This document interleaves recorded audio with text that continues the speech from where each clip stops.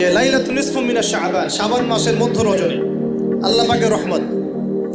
এই বিষয়টাকে নিয়েও বাংলাদেশে আমি দেখলাম দুইটা দল, দুইটাই চরমপন্থী। একদল অতিরিক্ত বাড়াবাড়ি, একটা অতিরিক্ত ছাড়াছাড়ি।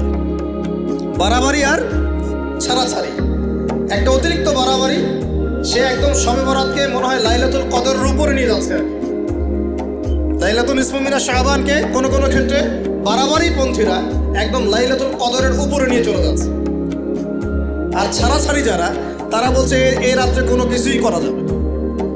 দুইটাই চরমপন্থী। এখন আসলে মধ্যম পন্থা কি, মাঝখানে আমরা কি করবো তাও জানার দরকার আছে কি নাই? অনেক হাদিসের অনেক আলোচনা। হাদিসের শবে বরাত নামে কোনো শব্দ নাই, এক নাম্বার কি নাই ভাই?